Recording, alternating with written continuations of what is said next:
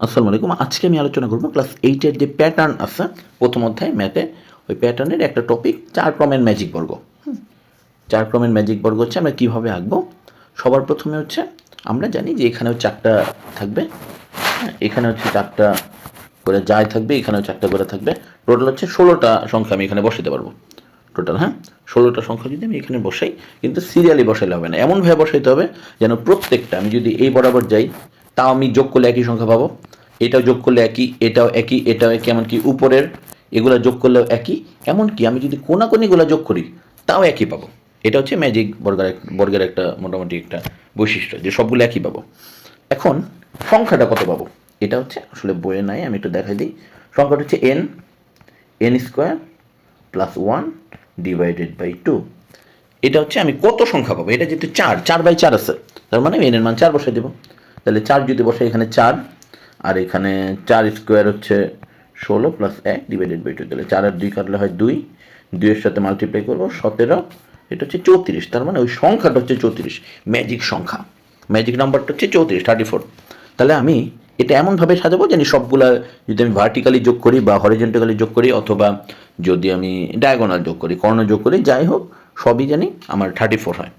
এখন কি করব, প্রথমে 1 থেকে 16 সিরিয়ালি লিখবো, বা আমি পেন্সিল দিয়েও লিখতে পারি। এরপরে কর্ণগুলা আমি মুছে ফেলবো। এই যে দুটো যে কর্ণ ছিল, কর্ণ বললাম কেন, এই যে এই ডায়াগোনালটা, এই যে ডায়াগোনাল, এখানে কিছু আমি রাখবো না। এই যে ডায়াগোনাল বরাবর আমি কিছু রাখবো না, এই ডায়াগোনাল বরাবর আমি কিছু রাখবো না। তার মানে এখানে 8টা ঘর আমি বাদ দিয়ে দিলাম। এখন আমার হিসাবে আমি যদি একটু দেখানোর চেষ্টা করি, এখানে আমার কত বসতো, 1 বসছিল, তাই না?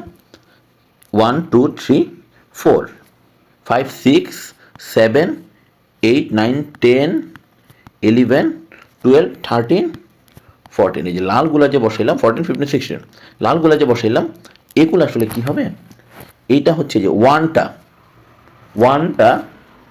আর 16টা এক্সচেঞ্জ হবে।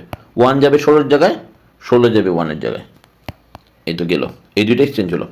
আবার ওই পাশে 13 আর 4 এক্সচেঞ্জ হবে, 13 আর 4 এক্সচেঞ্জ হবে, 4 যাবে এখানে 13-এর জায়গায়, 13 যাবে 4-এর জায়গায়, এক্সচেঞ্জ হলো। এরপরে এখানে 6 আর 11 এক্সচেঞ্জ হবে, এখানে যে 6 ছিল, 6 আর 11 ডায়াগোনাল বলে, 11 যাবে 6-এর জায়গায়, আর 6 যাবে 11-এর জায়গায়।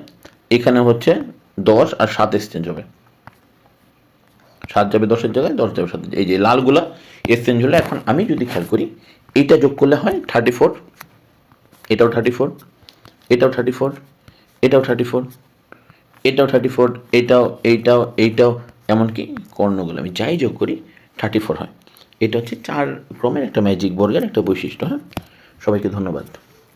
তুমি যে আমার কবিতা, আমার বাঁশির রাগিনী।